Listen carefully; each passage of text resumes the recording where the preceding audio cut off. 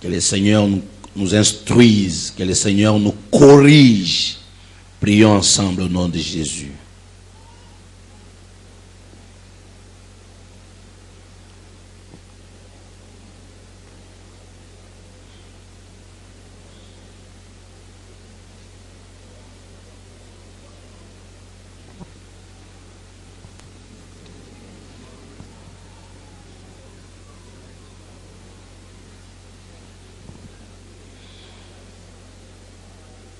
Au nom de Jésus.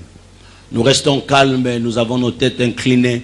J'ai besoin d'un frère qui peut lever sa voix à haute voix et prier pour le message de ce matin dans la salle.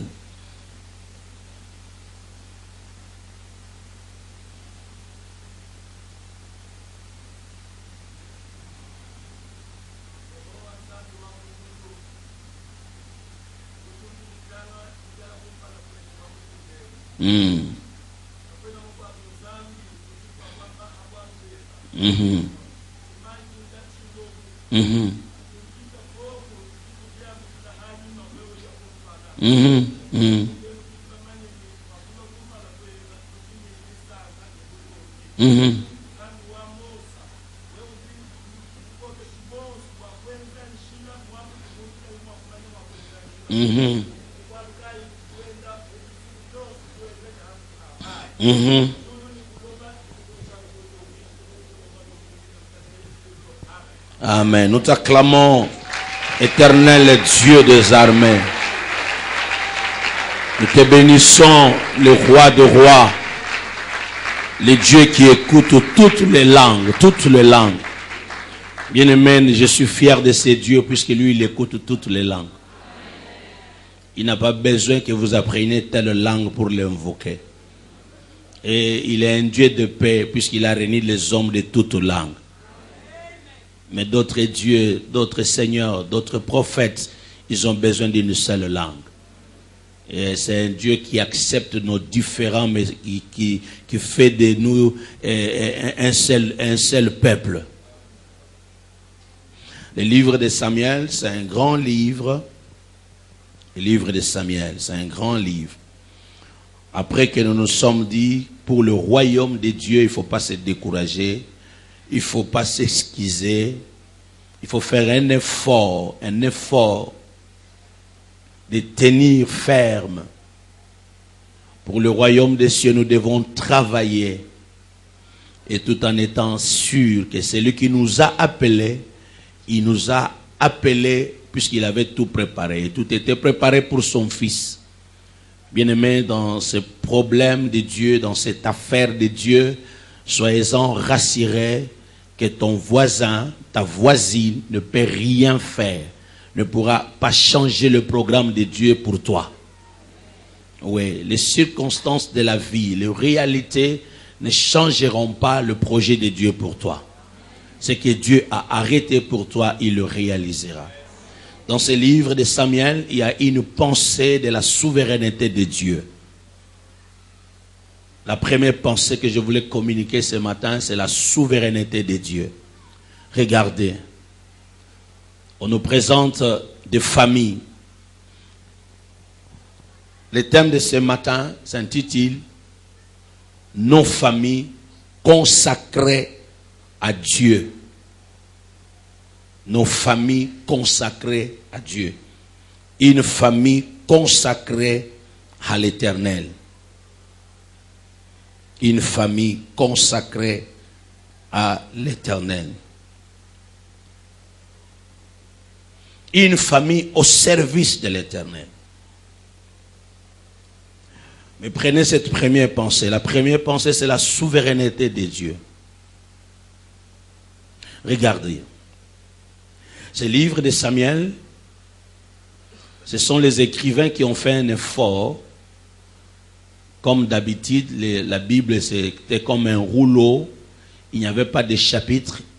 Mais après le temps, on a trouvé quand même qu'on devait structurer les choses. Alors pour les livres de Samuel, c'est le même livre, même histoire, même personnage qui vont du premier livre jusqu'au deuxième livre de Samuel. Dans ce livre de Samuel, il y a 3 grands personnages.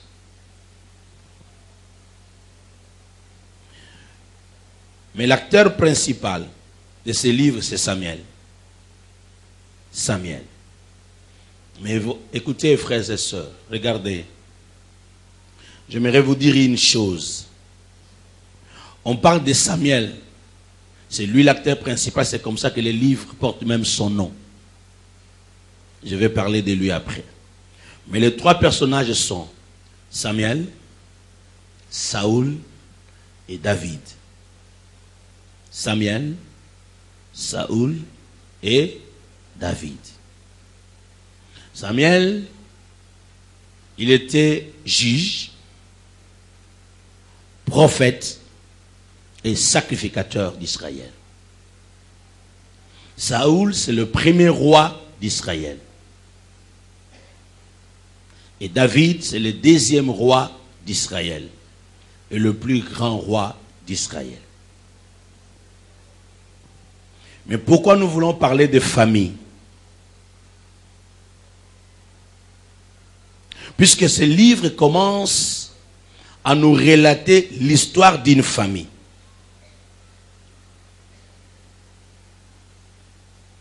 Ce livre commence par nous relater l'histoire d'une famille.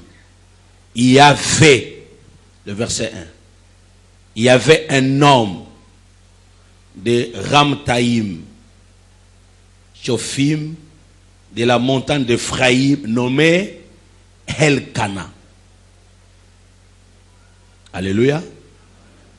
L'histoire commence, ou le livre commence par l'histoire d'une famille. Et si vous remarquez le chapitre 31 du même livre, le chapitre 31, le dernier chapitre, parle aussi, vous pouvez regarder, vous verrez. L'histoire se termine par la mort d'une famille. Donc le chapitre 1er commence à nous relater l'histoire de la famille de Elkana. Et le chapitre 31, c'est pour nous parler de l'extermination de la famille de Saoul.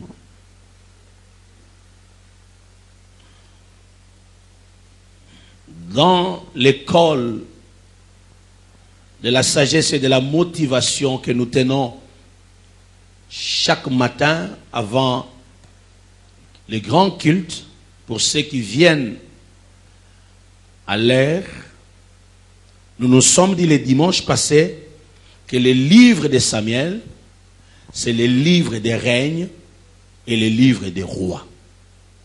Amen. C'est comme ça qu'on parle de 2 rois. Alléluia. Frères et sœurs,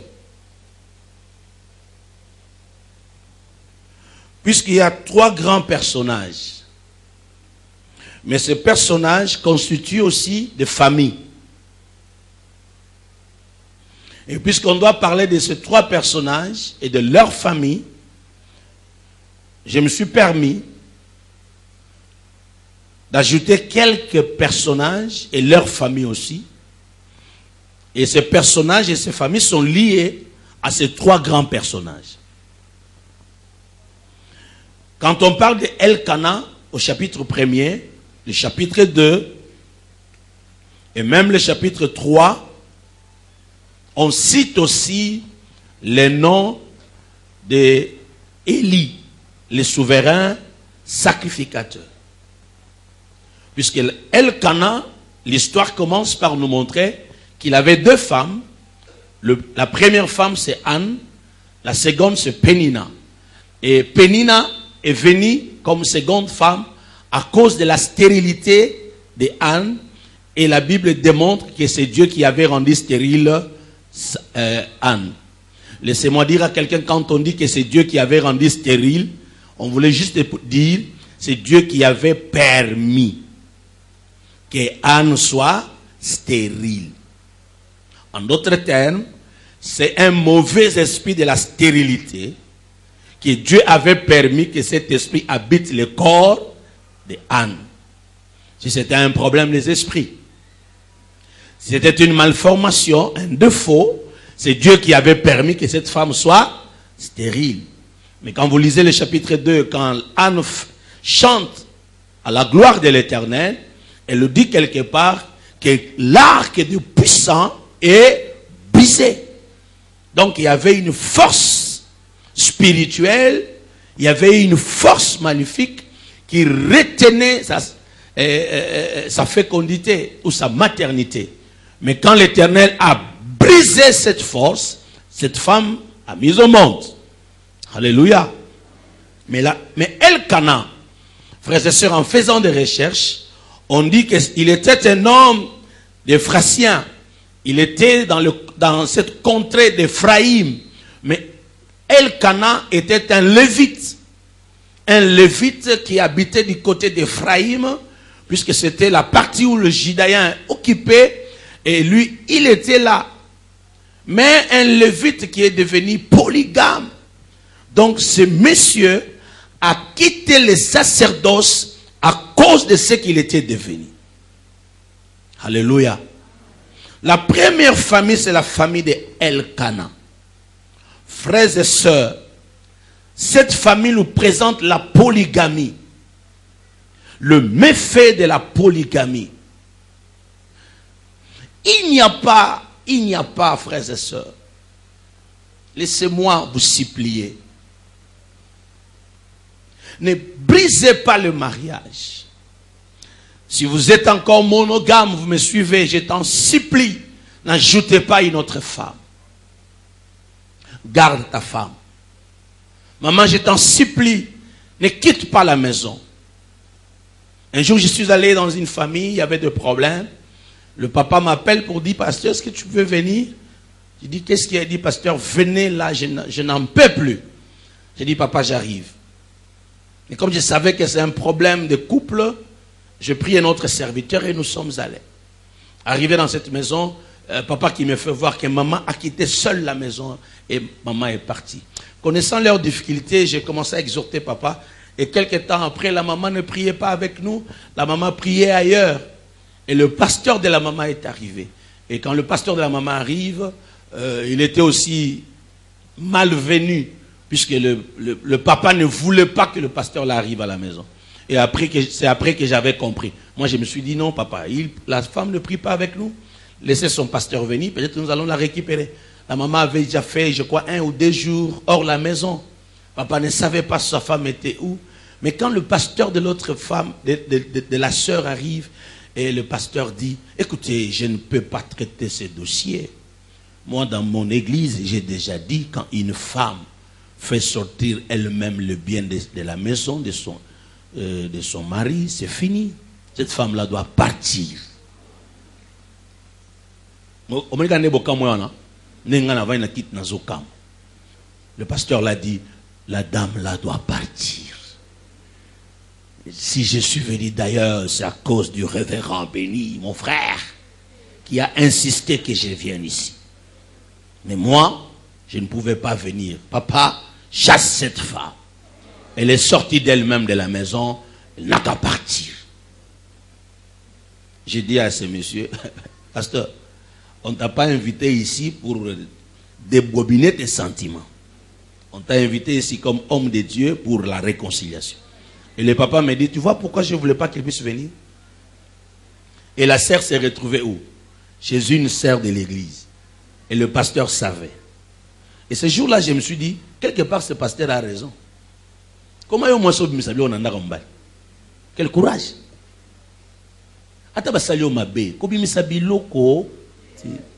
Vous nous fragilisez, les mamans. Quand vous nous fragilisez. Papa, bobala na pona binomi balé. Si vous n'êtes pas encore marié, je vous en supplie. Décidez de vous marier le jour où vous allez dire, je me marie à cette femme et j'accepte ces messieurs pour que nous puissions vivre ensemble. Que l'un de nous enterre l'autre. Si possible, même jusqu'à la vie éternelle.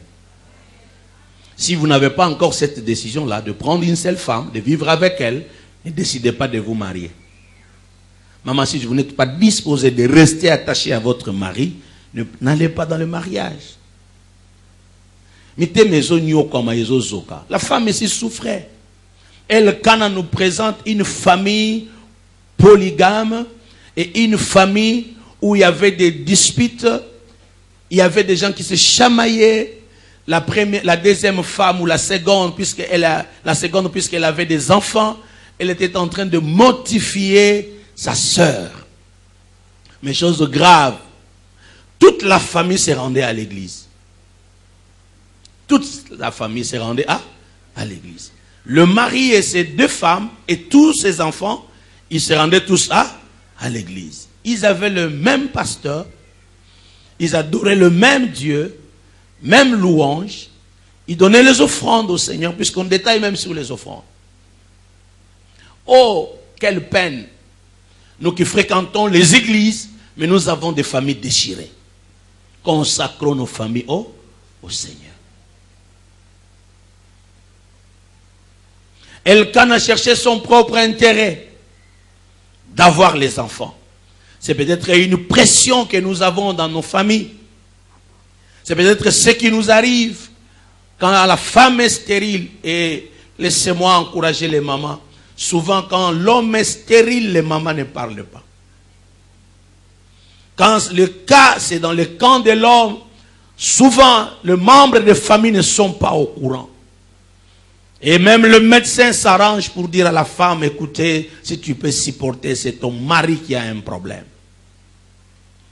C'est rare de voir des familles réunies et où on félicite la femme pour dire, tu es brave, tu es forte, puisque tu as accepté notre fils qui est stérile.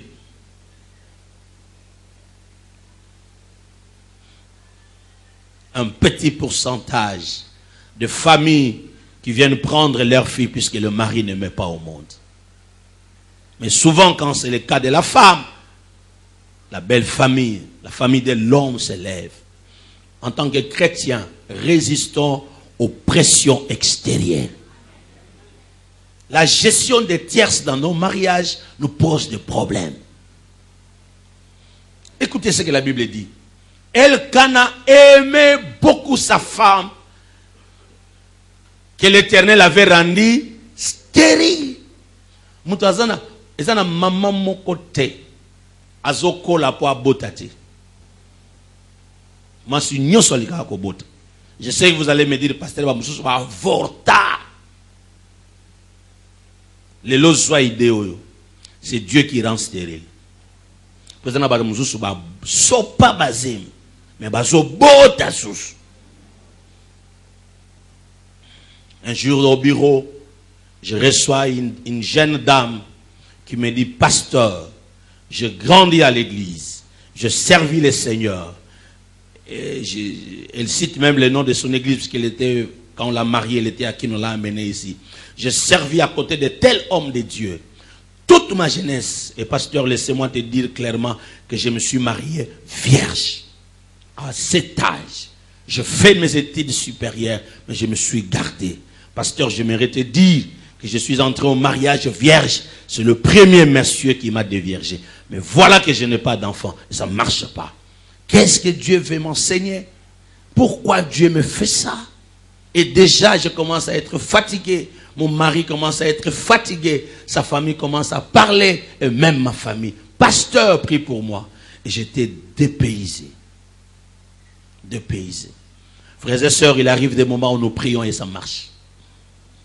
Il arrive des moments où quand nous prions, ça ne marche pas. Et nous nous soumettons tous à la volonté de Dieu. C'est comme ça que j'ai dit que Dieu est souverain. Croyez à la souveraineté de Dieu.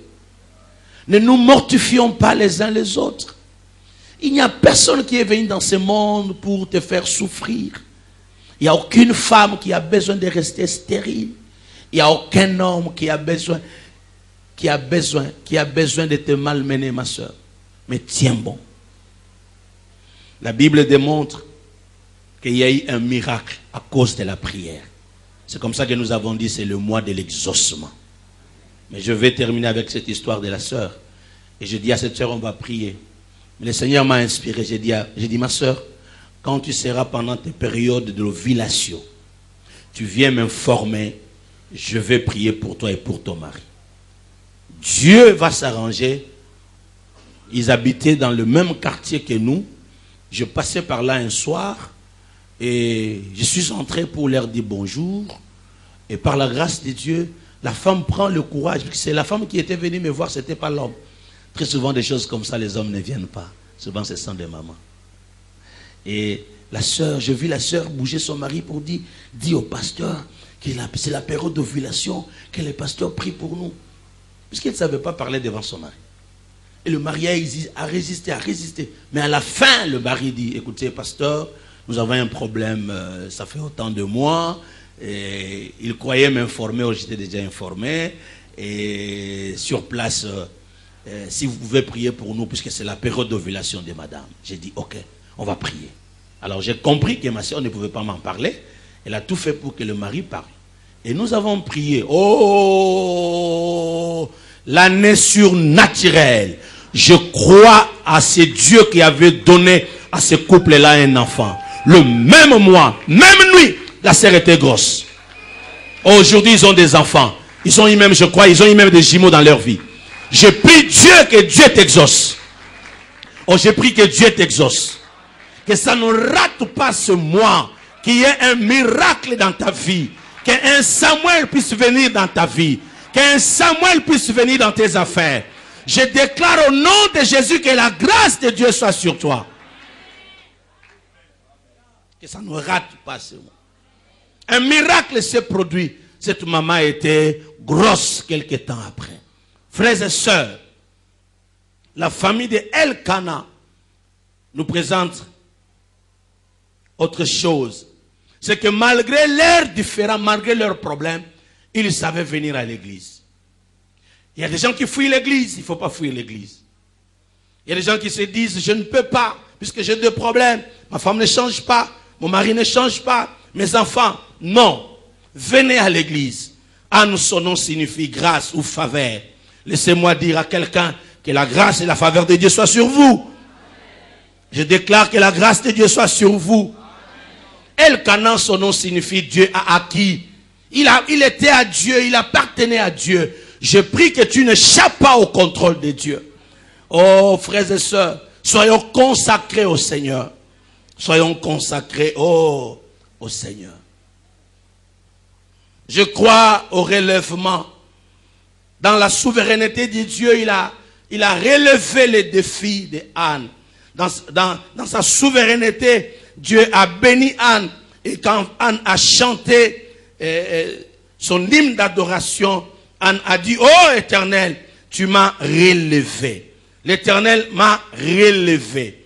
Mon cœur s'est réjoui en l'Éternel. Ma force a été relevée. C'est le premier verset du chapitre 2. Mon âme s'est réjouie en l'Éternel. Ma force a été relevée par l'Éternel. Que l'Éternel relève ta force. Oh, j'ai dit que l'Éternel te relève au nom de Jésus. Quand ça ne marche pas, que l'Éternel soit avec toi. Frères et sœurs. Mais ce miracle se produit à cause d'un vœu. C'est à cause d'un vœu. Écoutez le verset 11 du premier chapitre. Puisqu'elle souffrait, qu'elle priait. Écoutez ce qu'elle dit au verset 11. Elle fit un vœu en disant, Éternel des armées, si tu daignes regarder l'affliction de ta servante, si tu te souviens de moi, 1 Samuel 1, j'ai lu le verset 11. Si tu te souviens de moi, et n'oublie point ta servante, et si tu me donnes, et si tu donnais plutôt, si tu donnes à ta servante un enfant mâle, écoutez la suite, je le consacrerai à l'Éternel pour tous les jours de sa vie, et le rasoir ne passera point sur sa tête. C'est quand elle a prié ainsi, comme elle restait longtemps en prière, que l'homme de Dieu est venu pour dire, Madame, relève-toi, fais passer ta ivresse, mais pourquoi tu es ivre? Et pourquoi tu souffres? Pourquoi tu ne parles pas? Tu es ivre. Et la servante de l'Éternel dira au sacrificateur, je ne suis pas ivre. Cette femme que vous voyez a plutôt des douleurs et des chagrins. Et je suis là pour parler en présence de l'Éternel. Et les prophètes ou les sacrificateurs dira, lève-toi. Que l'Éternel t'accorde la paix et que l'Éternel exauce ta prière. Je crois à ce miracle. C'est la prière de cette femme.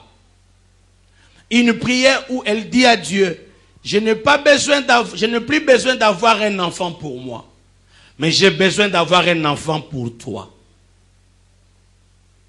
Elle a changé sa façon de prier. Seigneur, si tu me donnes un garçon, un enfant mâle, j'aurai seulement le plaisir et la gloire et la joie d'avoir enfanté.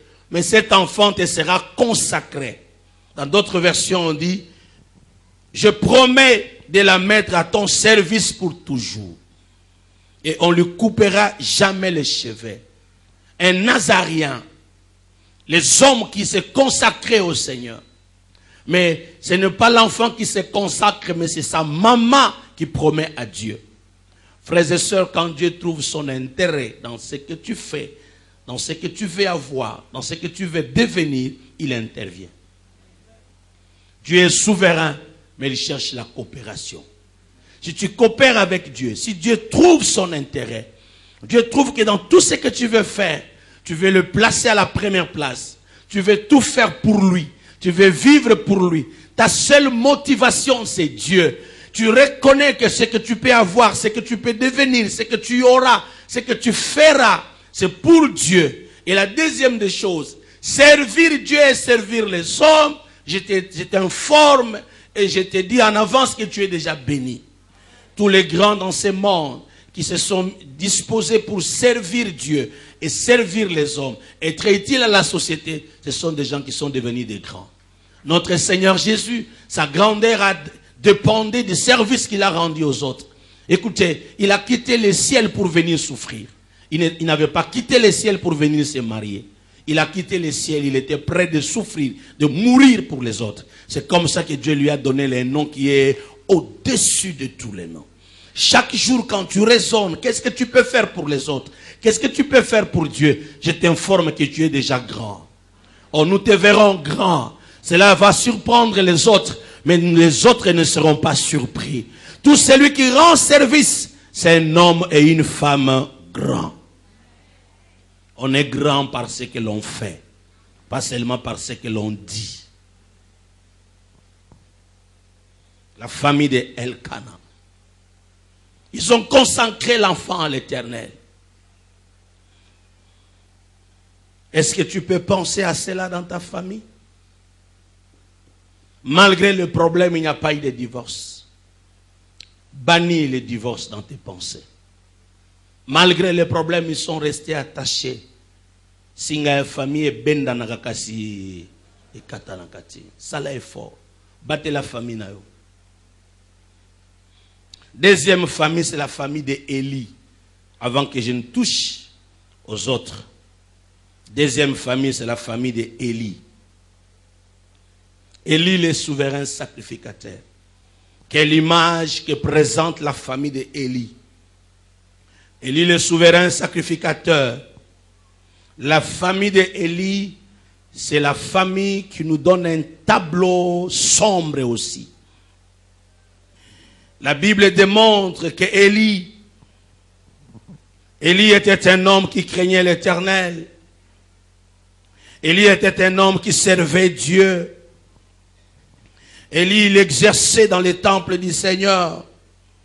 Élie s'efforçait de vivre en communion avec l'Éternel. Mais bien aimé, cet homme était devenu vieux. Le tableau que présente la famille d'Élie, c'est le tableau de la mauvaise éducation des enfants. Il y a des familles où les parents sont stables. Il y a des familles où vous voyez les parents qui servent le Seigneur. Des hommes et des femmes notables dans la société. mais ayant des enfants têtis, des enfants qui font la honte de leurs parents. C'est peut-être le tableau de votre famille. Papa, c'est peut-être ton cas. Mais laissez-moi te dire, le problème qu'avait Élie, il servait le Seigneur, mais il ne savait pas éduquer ses enfants. Faisons un effort. Nous qui sommes chrétiens, nous sommes chrétiens puisque nous avons reçu l'évangile. Mais les enfants doivent être éduqués. Le livre des Proverbes nous dit, celui qui prive son fils du fouet ou de fouet, il ne veut pas de son bonheur. Chers parents, ne tapez pas comme si tu devenais un boxeur. Et d'ailleurs, dans le droit de l'homme actuellement, il ne faut pas taper les enfants. Le droit de l'homme, le droit des enfants ne permet pas aux parents de le faire. Mais regardez où sont les enfants aujourd'hui. Je ne t'encourage pas de taper les enfants.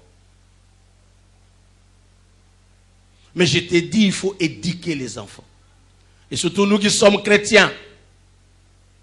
Moi, foué, mon copain, je salé ma bête. Moi, foué, je salé ma. Moi, punition, fou kamawana. Si nous sommes chrétiens, cela ne signifie pas que nos enfants doivent se comporter n'importe comment. Non. Tenons à l'éducation des enfants. Aujourd'hui, il y a la télévision. Aujourd'hui, il y a tout ce qui nous entoure. Et nos enfants sont emportés. Il y a les téléphones. Il y a la télévision. Il y a l'internet. Il y a tout ce qui nous entoure. Parents, faisons un effort. En tant que chrétiens, nous devons choisir avec nos enfants ce qu'ils doivent suivre. Là où ils peuvent aller, là où ils ne peuvent pas aller. La faiblesse du souverain sacrificateur, c'était l'éducation de ses enfants. Élie n'a pas réussi à éduquer bien ses enfants. Même quand on lui faisait voir que tes enfants se comportaient mal. Oh! Au début, ces enfants n'étaient pas de mal éduqués. Ces enfants ont servi aussi le Seigneur. Cela m'a touché. Aujourd'hui, nous servons Dieu. Mais regardez souvent les enfants de pasteurs, les enfants de ceux-là qui se donnent à l'œuvre de Dieu. Des fois, ils n'ont pas de bons enfants pour servir aussi le Seigneur. Priez pour nous. Priez pour nos enfants. Ceci amène la malédiction. Cet homme avait 2 enfants. La malédiction s'est abattue sur sa maison.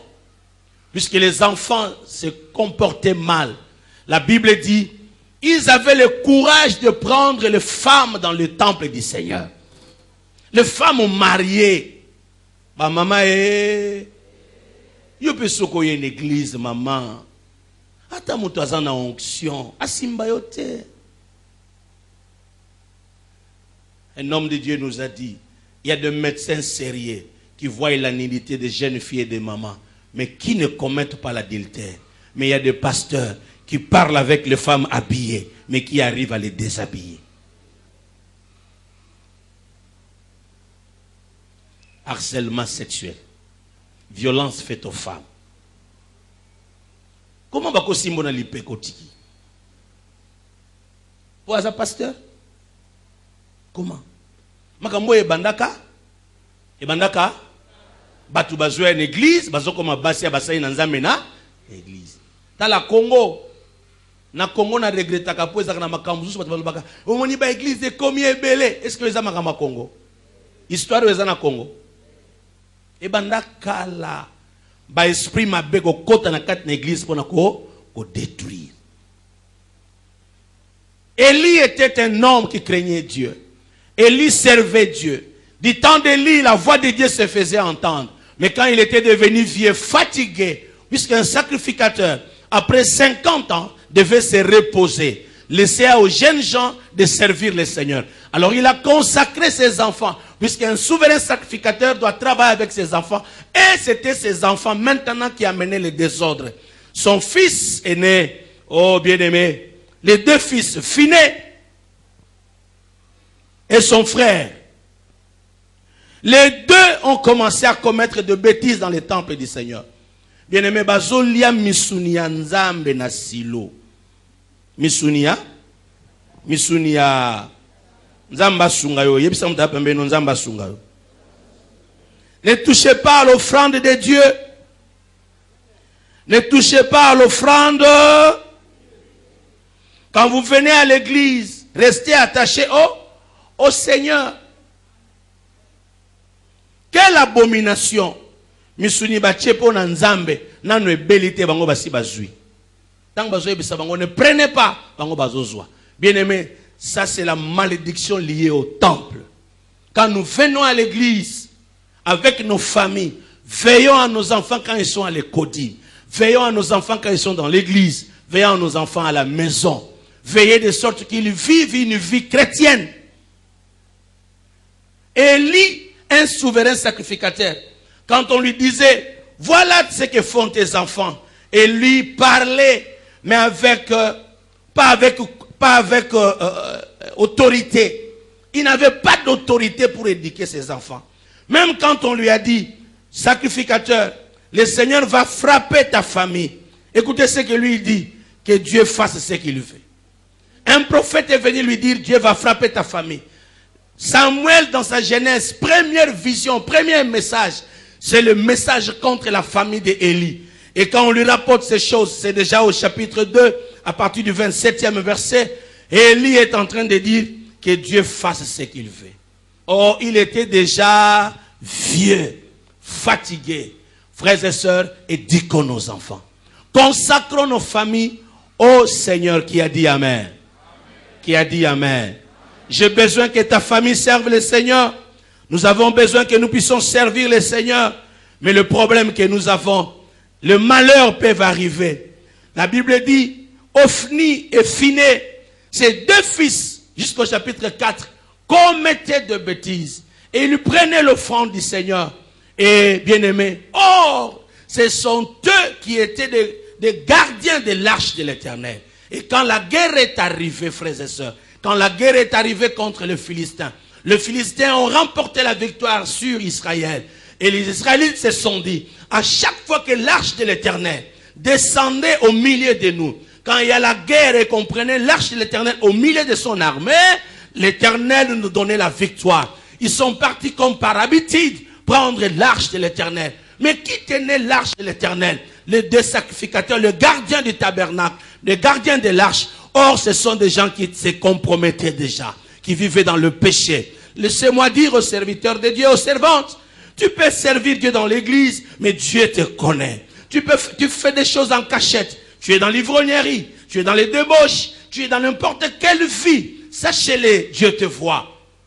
Oh, frères et sœurs, servir Dieu, tous les services que nous rendons dans les temples, nous devons faire un effort de nous consacrer au Seigneur, de rester fidèles au Seigneur. Les sacrificateurs ont apporté l'arche. Or, ce jour-là, Dieu n'était pas avec eux. Ils avaient seulement apporté l'arche. Et ils étaient des sacrificateurs. Mais la gloire de Dieu n'y était pas. Et quand ils sont arrivés dans le champ de bataille, les Philistins ont remporté cette bataille. Et ils ont pris même l'arche. L'arche était partie. L'arche est partie. Et c'est dans cette histoire où on parle d'Ikabot. La gloire de Dieu est bannie. Le verset 21, le verset 22 du chapitre 4. La gloire de Dieu est bannie. Bien aimé, c'est le même jour que papa est mort avec ses deux enfants et sa belle-fille. Et un enfant est venu au monde, on l'a appelé Ikabot. Dieu avait dit, oh, écoutez les conséquences quand on n'est pas sérieux. Écoutez les conséquences quand il y a une malédiction. Il a été dit à la famille d'Élie que vous allez commencer à mourir trop jeune. Vous allez commencer à mourir trop jeune. Il n'y aura plus de vieillards dans votre famille. Alléluia. Le prophète a parlé en disant, il n'y aura plus de vieillards dans votre famille. Il est allé plus loin. Il n'y aura plus personne dans le sacerdoce. Voilà les malédictions qui s'abattent sur les familles. Ici, c'est Dieu qui le prononce. Quand une famille n'est pas consacrée au Seigneur, quand vous êtes dans l'idolâtrie, dans la désobéissance, vous n'êtes pas en communion avec le Seigneur, la malédiction de la mort, la longévité peut vous être retranchée. Parce que c'est ça na motema, comme on a que vivre, mais balaki bango, que bino plus jamais bokomaka mi bangé. Est-ce qu'il n'y a pas de famille comme ça? Il y a des familles où, à l'âge de 40 ans, 45 ans, à tel âge, vous ne pouvez pas dépasser cet âge-là. Frères et sœurs, si vous voyez de telles choses dans votre famille, c'est qu'il y a une malédiction. Il y a des gens qui ne peuvent pas accéder à des postes élevés. C'est qu'il n'y a pas eu quelqu'un qui s'était consacré au Seigneur. Ou il y a eu des gens qui se sont consacrés au Seigneur, et après ils ont désobéi au service de Dieu. Laissez-moi dire à quelqu'un, ils sont morts le même jour. Mais regardez, cet homme avait un cœur attaché à l'arche.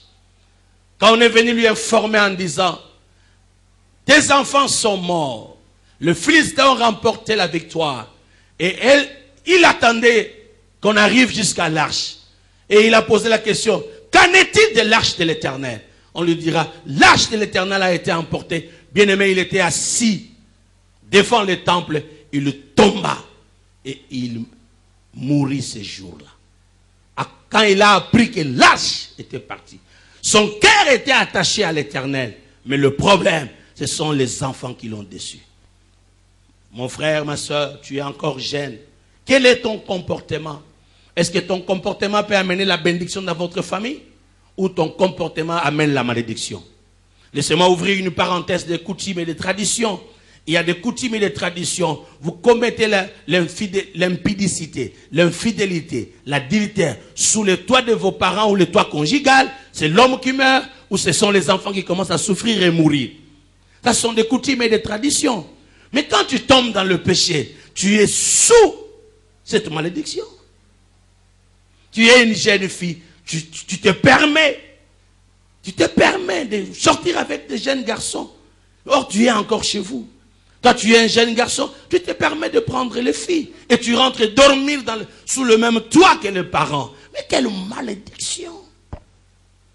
Il y a ceux qui avortent. Et ils prenaient même les choses de Dieu. Mais il y a des gens qui volent.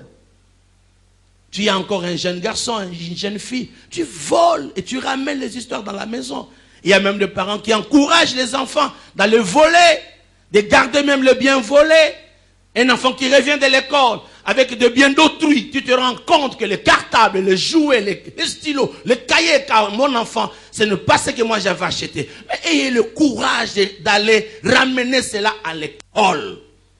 Vous ne savez pas pourquoi votre enfant a pris. C'est peut-être un mauvais esprit pour l'avoir. À l'école, tous ceux qui sont là-bas ne sont pas saints. Ils ne sont pas saints.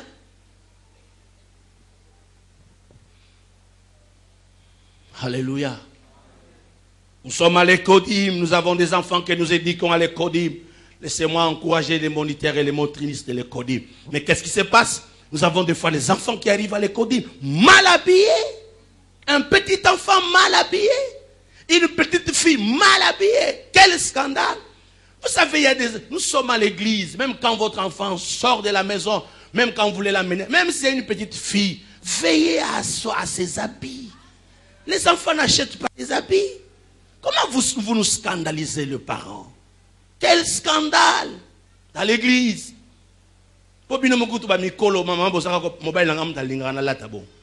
Sur une église, est-ce qu'il y a tout à l'heure? Est-ce que papa ça? Maman, elle m'a dit que papa, dans la bloc, on a relata sur Yosa. Surtout, on a eu na relata. Sur le lata, na tika na makolo, libanda na kutika, to tambula kanayo. Mais to zala na yo. Mais na ba ekodim. Otali mwana boy monitrice azo biso papa, tala mwana ndengai. Et puis ceux qui des fois ba sali yo remarque maman siliki. Botika mwana ngalata ndenga na lingi, ngam na sombelier. Ah? Azokola okozalaka na yete. Proverbe alobi lakisa mwana nzela banda bo mwana. Potanga kokola lakisa nzela nzambe. Tanga kokola osani. à cause s'en détourner. Dans l'université, vous avez été. Et puis nous sommes à l'intérieur. Hein? Nous sommes à l'intérieur. Les enfants qui ont des diplômes d'État ont tendance d'aller étudier ailleurs.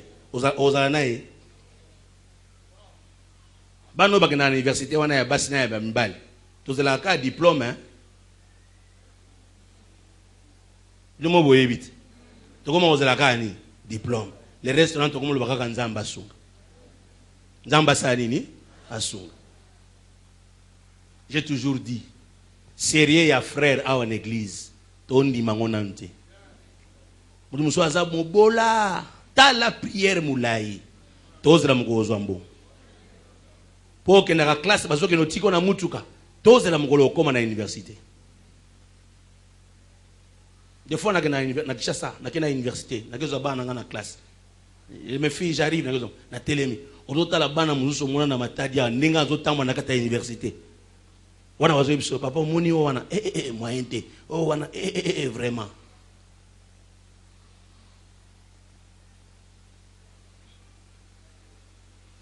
Un souverain sacrificateur, mais qui est mort le même jour avec ses 2 enfants et avec sa belle-fille.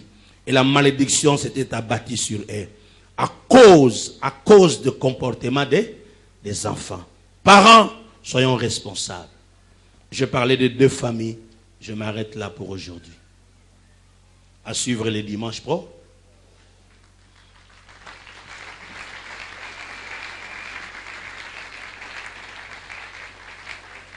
Il nous reste 5 familles. Il nous reste 5 autres familles. Si nous fermons nos cahiers et nos agendas, ça nous permettra maintenant de prier.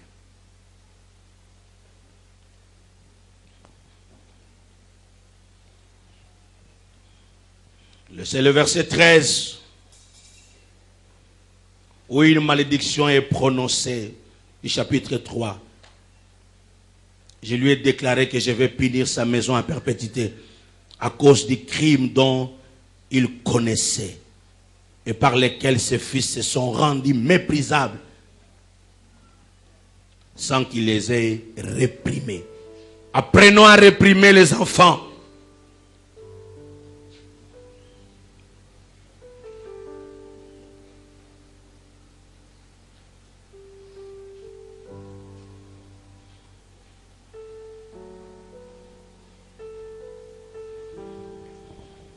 C'est pourquoi voici ce que dit l'Éternel, le Dieu d'Israël. J'avais déclaré que ta maison et la maison de ton père marcheraient devant moi à perpétuité. Et maintenant, dit l'Éternel, loin de moi, car j'honorerai celui qui m'honore. Mais celui qui me maîtrise sera méprisé.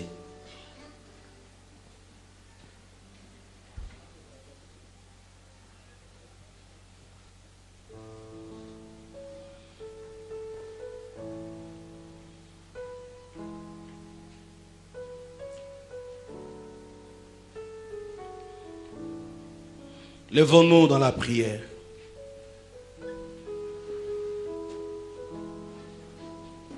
Levons-nous dans la prière.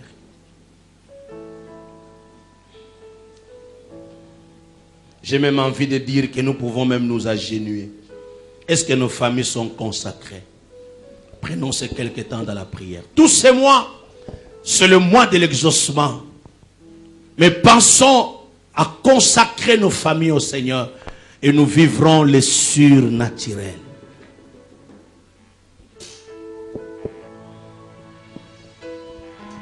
Prends ces quelques minutes dans la prière. Nous voulons supplier le Seigneur que nous sommes des parents.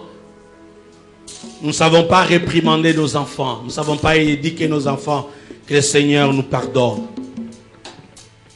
Supplions le Seigneur pour nos enfants. Peut-être que tu avais l'intention de divorcer. Dis au Seigneur, Seigneur, j'arrête. La famille de Elkana nous a montré, même s'il y a des problèmes dans la famille, mais restons unis. Celui qui est faible aujourd'hui, Dieu peut relever sa force demain. Oh, je prie que Dieu relève la force de quelqu'un. Quelle est la femme qui pleure? L'enfant qui a plusieurs fois raté des diplômes d'État. Peut-être que tu vis dans la pédophilie, l'homosexualité, lesbianisme, mon frère, ma soeur. Laissez-moi te dire que ces choses amènent la malédiction. Quel est l'état de ta famille? Mais c'est possible, c'est possible. Il n'y a pas que des familles qui ont trahi le Seigneur. Il y a des hommes qui sont restés fidèles. Malgré sa vieillesse, il pouvait encore écouter la voix de Dieu. Élie a écouté. Quand on a appelé Samuel, c'est comme si la voix de Dieu ressemblait à la voix du souverain sacrificateur Élie. Puisque quand on appelait Samuel, Samuel quittait sa chambre pour venir vers Élie. Élie avait compris à la deuxième fois que c'est Dieu qui appelait ces garçons. Laissez-moi te dire, même dans ta famille, quand ça ne marche pas, tu peux encore entendre la voix de Dieu. Dieu peut t'utiliser. Tu peux réparer les choses dans ta famille. Tu peux réparer les choses là où tu es. Tu peux arrêter la malédiction en invoquant le nom du Seigneur. Tu peux arrêter la malédiction en changeant de vie. Mon frère, ma soeur, si tu es dans cette salle et tu nous suis partout, laissez-moi te dire, tu peux arrêter ces choses. Dieu a envoyé le prophète par 2 fois. Mais comme ils n'avaient pas changé, c'est comme ça qu'il a frappé. Dieu ne frappe pas avant d'avoir averti. Peut-être que tu as déjà reçu les avertissements de Dieu. Tu peux changer de vie. Quelle est ta vie? Quel est le mode de ta vie? Comment tu te comportes au service? Comment tu te comportes partout où tu es?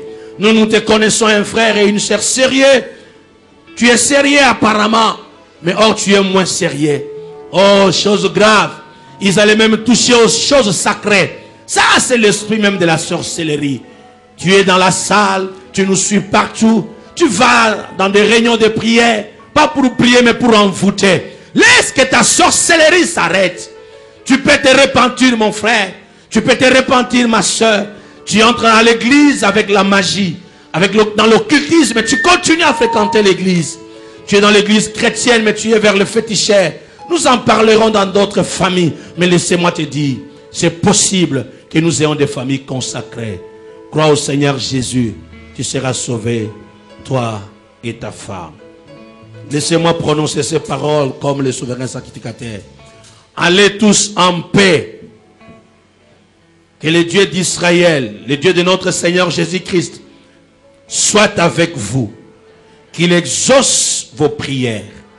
Ainsi je l'ai déclaré au nom de Jésus. Amen. Que Dieu vous bénisse.